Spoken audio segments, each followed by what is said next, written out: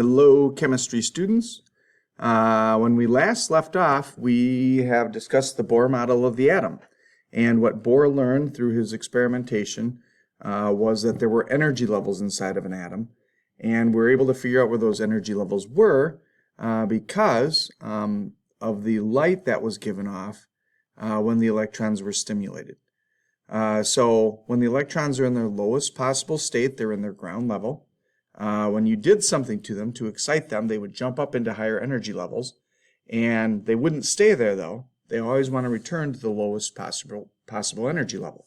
So when they fall back to that lowest possible energy level, the electron would release a packet of information, a light photon, and based on the energy of the light photon, we could determine where the electron was inside of an atom. Red corresponds to a very small drop, since red is a very low energy level, and purples would correspond to a very, very, very high drop, since those purples are much higher energy level. Moving on from that then into the wave model of the atom, if we go a little further here, the wave model of the atom looks like this. And the wave model of the atom was, for the most part, gets credit from a scientist known as de Broglie. It's actually a lot of scientists that went into this, even Einstein, de Broglie, Schrodinger. This is the most current model of the atom. This is what we, at this point, believe the atom looks like. And it's far more complicated than just energy levels. The energy levels do still exist, the energy levels are there, and the energy level is the most probable location that you can find an electron in. Basically what happens though is it's not quite as fixed as what Bohr thought it would be. And it's not quite as loose as what Rutherford thought it would be. So it's like a mixture of those two models. What we introduce when we look at the wave model of the atom, or the most current model, also called the electron cloud model, any of those are good names, is we get these areas of probable location. And the probable location is called an orbital. So there's energy levels, and the energy levels can be broken down into sublevels, and the sublevels can eventually be broken down into orbitals. Every orbital that exists inside of an atom, so the orbital is the smallest place you can be, every orbital that exists can hold only 2 electrons. There is no orbital that exists that can hold more than 2 electrons. That is the max that goes into an orbital, is 2 electrons. So instead of just jumping right in, I'm going to use an analogy.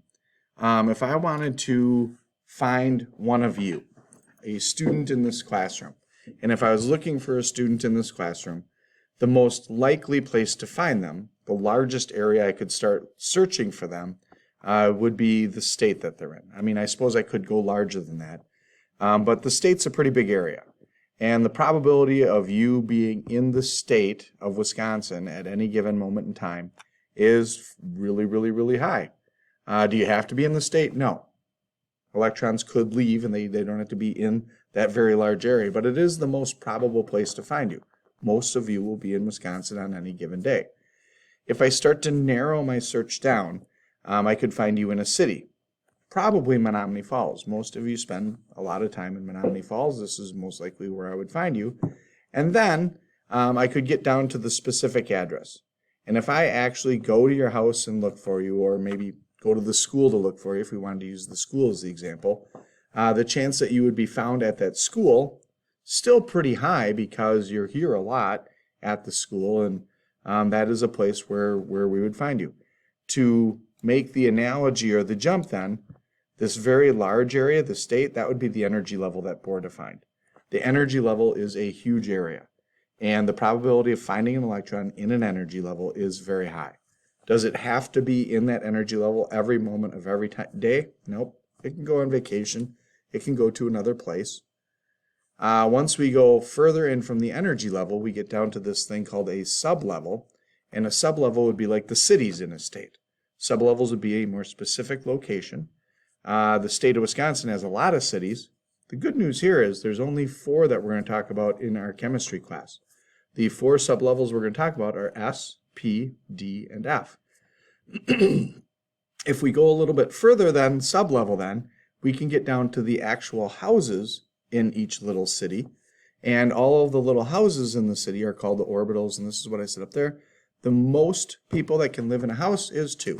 You cannot have any more than 2 people living in an orbital. That's it, 2 electrons, that's all that can be in an orbital, no more. This would be a good time to pause the video if you did not get all of the notes off of this page, so that you could record those notes into your notebook.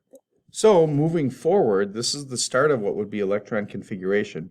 That's officially the topic of the next day, but before we start electron configuration, we really got to hammer home this idea of what a sublevel is and what an orbital is. So this is nothing more than facts. There is no why to this. This is like when somebody says, hey, there's a city in Wisconsin called Green Bay. You can't, well, why? No, it's just a fact. There is a city in Wisconsin called Green Bay. So these are just facts. The energy level is the highest layer, and then the names of the sublevels are S, P, D, and F. That's it. Those are their names. There's no why to that. It's just something that you're going to have to memorize. So when we're talking about sublevels, it's really important that you get this idea down of what a sublevel is, how big it is, and how many electrons can go into those various sublevels. The faster you memorize this information, the better off you are when you're doing electron configuration and orbital diagrams, which is a topic for today, and just moving forward in the class. This is just like knowing facts. So the shape of the S sublevel is a spherical shape. It's spherical, and I'll actually show you what it looks like. It looks like this right here. It's just a big sphere. This is the shape that gives the atom the shape of the atom. This is what people think of when they think of an atom. They think of a little round sphere, and it's because of this S sublevel. The number of orbitals in an S sublevel is only 1. There is only 1. So the most electrons that you can ever put into an S sublevel is 2. Because you can only ever put 2 electrons into an orbital. If there's 1 orbital, you can have 2 electrons in the S sublevel. The names of the orbitals are easy. It's simply called S. So the next one will make a little bit more sense as we go through this, and you will see that there is a pattern. There is a rhythm to what's going on here. The P sublevel is the principal sublevel, and the principal sublevel is dumbbell shaped. Now it's kind of hard to tell you what those dumbbell shapes look like without a picture, so I'm going to show you a picture here of those dumbbell shaped orbitals. This is one of them. This is called the px orbital. This is one of them. This is the py orbital, and this is one of them. This is the pz orbital. So if you can imagine putting your hand right there and doing like arm curls, this would be the big weight on one end of the barbell. This would be the big weight on the other end of the barbell, which is why they call them dumbbell or barbell shaped.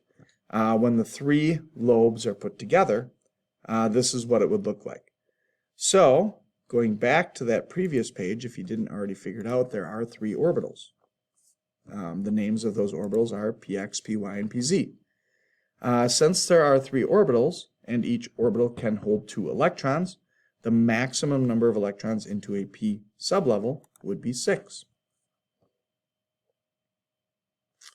Continuing forward at this point, you could pause the video anywhere in here so you have the time to make the chart, write this information down in that chart.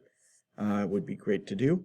The D sublevel is the next. It's still mostly dumbbell shaped, which means there's these lobes that electrons can live in. And if there are lobes the electrons can live in, the number of orbitals here would be 5. So there is this pattern developing. 1, 3, 5. Probably guess what the next one is. I'll leave that up to you for a moment here. If there are 5 orbitals, that means 10 electrons would be the maximum number of electrons you can have, because 2 electrons go into an orbital. If there are 5 electrons, 5 times 2 is 10. The names of these orbitals are dxy, dyz, dxz, dx squared minus y squared, dz squared. we are never going to ask you the names of these orbitals on a test. Px, Py, and Pz, totally fair games, because you are very familiar with the x-plane in a coordinate system, you are very familiar with the y-plane in a coordinate system, and you're familiar with the z-plane. When you start getting into dxy, that's halfway in between the x and y plane at a weird angle, and just goes a little bit beyond what we really need to do for this particular class. This is what those look like. Now, this is the first point we get to where sometimes people get a little bit confused, because people are going to look at this and they're going to say, well, wait, that's a lot more electrons than 10. Because they're going to be like, one's here, 2, 3, 4, 5, 6, 7, 8, 9, 10, 11, 12. What's going on? And it's not that an electron can live in every one of these little lobes. This is the space inside of an atom where 2 electrons can live. This is the space inside of an atom where 2 electrons can live. And this is the space inside where 2 electrons can live. So 2, 4, 6, 8, 10.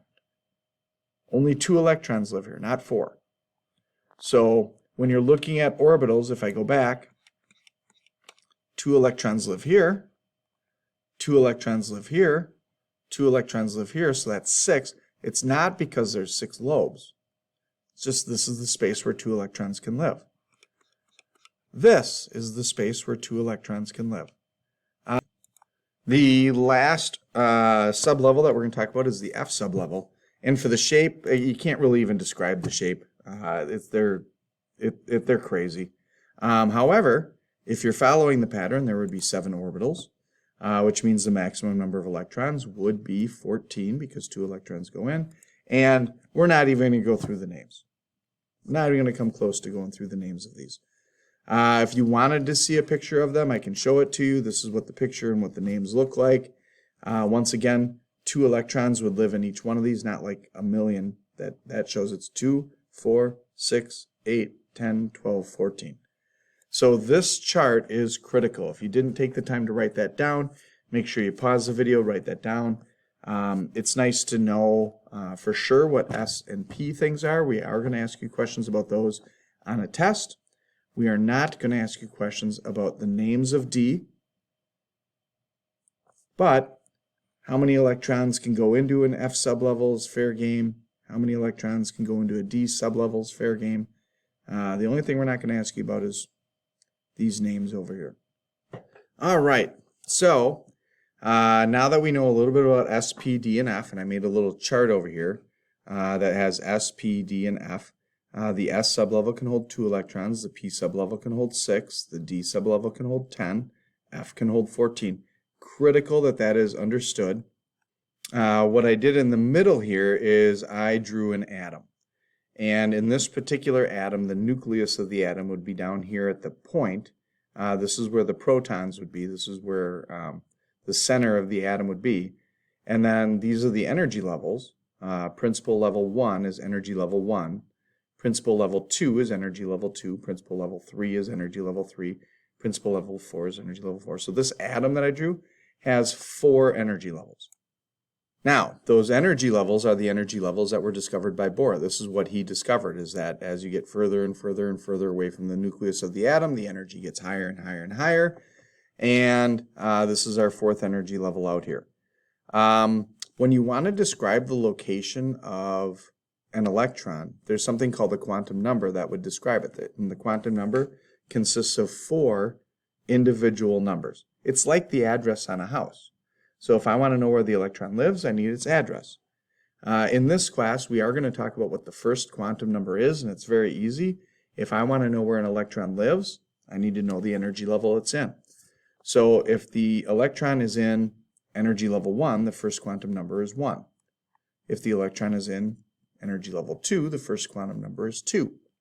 If the electron is in energy level 3, the first quantum number is 3, and so on. So the energy levels, that's what Bohr discovered, and what we're trying to introduce you to is the wave model of the atom. The wave model of the atom is this model that has sublevels. So this diagram is nice. It's not going to be perfect. It's just a diagram to help you with an understanding of something. And we'll get to that in the next class period. when you're first looking at the very first energy level, according to Bohr, way back here in the notes, Bohr said that the first energy level can have 2 electrons. The second energy level, 8. The third energy level, 18. Keep those numbers in mind, 2, 8, and 18. And the reason I want you to keep those in mind is because we're going to see how 2, 8, and 18 play out in this example. So the first energy level can have 2 electrons, which means the only sublevel that must be present is an S. It's the only sublevel that can have 2 electrons. So the first energy level has only 1 sublevel. That's it. The second energy level can hold up to 8 electrons. So if I'm looking at these magic numbers over here, I think the second energy level probably consists of an S sublevel and a P sublevel. Because an S sublevel could hold 2 electrons, a P sublevel could hold 6 electrons. Together that would be 8, which means the second energy level has 2 sublevels. And you see how this diagram is playing out. The third energy level, well, the third energy level can hold up to 18. Holding up to 18 electrons means there's going to be an S sublevel, there's going to be a P sublevel, and there's going to be a D sublevel. So if those are the sublevels that are present, 2 plus 6 plus 10, that's 18 electrons. That's what Bohr said could live in the third energy level of an atom. And the third energy level does have 3 sublevels. And then you can see where this is going. The fourth energy level is going to have 4 sublevels. Apparently I can't get rid of that. The fourth energy level is going to have 4 sublevels. So that's going to be an S, a P, a D, and an F. And if we were to add all of those together, that would be a total of 32 electrons. So we could keep going with this picture if you want. If there were a fifth energy level, that would be 5 sublevels. If there are 5 sublevels, it would be S, P, D, F, and then G. G is actually the next sublevel. We're not getting into that in this class, but it would be there. And it would be able to hold 2, 6, 10, 14, and that G sublevel, if you follow the pattern, that could hold up to 18 electrons. You might be like, wait, what pattern am I referring to? Well, the pattern I'm referring to is this one right here. If there was another sublevel after F, it would be a 9, which would be 18 electrons. So that's one of the nice things about chemistry is there's patterns and repetition and things like that pretty much everywhere when we're going through and doing it. So the next thing that we have to do today is this idea on work with orbital diagrams. We're right on the cusp of being able to do that. So this is something that will be handed out to you, and you can do it in class with a partner, with a friend. And when you're going through and doing this orbital diagram, you need a little bit more information. There are 3 kind of rules of thumb at play here. And when you're going through and looking at those orbital diagrams, I'm going to do a couple of examples with you so that you get an idea of how to do it. But you can check all of your work anytime you want. All you have to do to check your work is go to ptable.com. So let's first put the notes back so you'll get an opportunity to be able to do that assignment. And what you need to write down in your notes are these 3 rules right here. One of them is called the off-bow principle. And the off-bow principle simply states that electrons will always go into the lowest energy level first. That's it. The Pauli exclusion principle says that you can only have a maximum of 2 electrons in an orbital, and when you have the 2 electrons in that orbital, they have to have opposite spins. So I'll show you how we represent that in just a second. And the last one is Hund's rule, and Hund's rule says that if you have charges, that they're going to have to spread themselves out in an orbital until all of the orbitals are full and then they come back. That sounds confusing, but it's really not that bad when you start to go through and look at it. So let's do an example of an orbital diagram.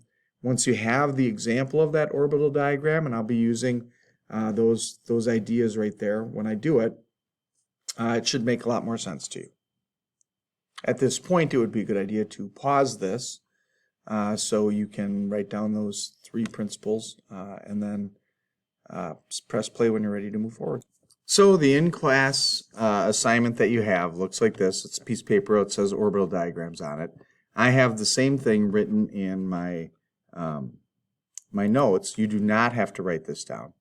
It's just an example, so I can go through and I can show you any of the ones that are here so you get an idea of how to do this. So if I wanted to go down and do something like sodium, the element sodium, in order to determine what an orbital diagram would look like for sodium, I'd have to find sodium on the periodic table. And when I find sodium on the periodic table, I would recognize that it has 11 electrons. So I need to put 11 electrons into my orbital diagram. You always fill the lowest energy level first. That is the Aufbau principle. Electrons will go into the lowest energy level first. So I wrote these in order of increasing energy. So the lowest energy level is right here. On your assignment, they are also written in order of the lowest energy. So I just put my 2 electrons, that's 2, into that. Remember, I'm trying to do sodium, which has 11 electrons. I've now put 2 into my orbital diagram. When I put those 2 into the orbital diagram, I put them in there in the same orbital, so they had to be opposite of one another, which is why one of the arrows is pointing up and one of the arrows is pointing down. I am going to continue to go through and put electrons in, and the next electrons that I would put in would go into this 2s box. Since it is an s sublevel, there can only be 2 electrons, so one of the electrons is going to be spinning clockwise, one of the electrons is going to be spinning counterclockwise, and there are my 2 electrons into that s orbital. So all s orbitals can only hold 2 electrons. So if you notice anywhere in this diagram where it says s, it's only one box because the only thing you can put into an s orbital is 2. Going back to that chart, the p orbitals can hold 6 electrons, which is why in my orbital diagram, anywhere you see a p, 1, 2, 3 boxes, that means 6 electrons. 1, 2, 3 boxes, that means 6 electrons.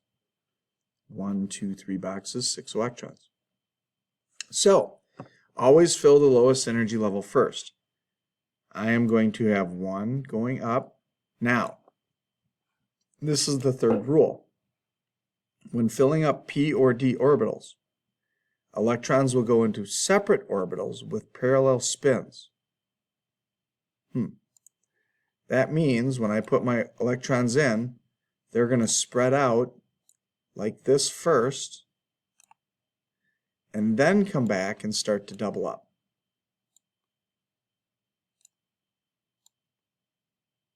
So it is important that you realize that the electrons are going to spread out first and then come back and double up. At this point, I've put in 1, 2, 3, 4, 5, 6, 7, 8, 9, 10. Here is my 11th electron, and this is an orbital diagram for sodium with 11 electrons. Like I said, you can check your work on these on ptable.com. It's really easy to do.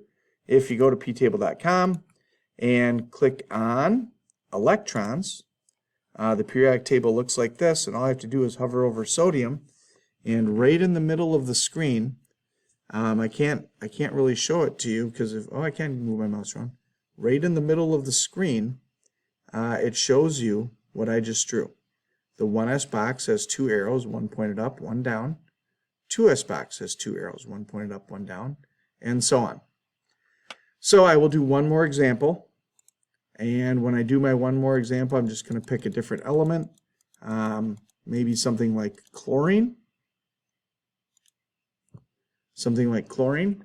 So if I look on ptable.com, chlorine has 17 electrons. If it has 17 electrons, I'm going to go through and do the lowest energy level first, which is my 1s. And when I put my 1s electrons in, there you go. There's 2. That's electron 3. That's electron 4. Here's electron 5, 6, 7, electron 8, 9, 10. Now I get to the S, that's just 2 electrons, so 11, 12. And here's where my chlorine atom lives, so 12, 13. Notice I'm going to put parallel spins in. 14, 15, 16, 17. This is an orbital diagram for chlorine. If I go on ptable.com and click chlorine or hover over it, I will see the exact same thing in those little boxes right in the center of the screen that I just did. So at this point, you should do the orbital diagram assignment. Check it with a friend. Check your answers on ptable.com to make sure that you get the right answers. And then you can actually do your homework for the SPDF orbitals assignment. All right, happy learning.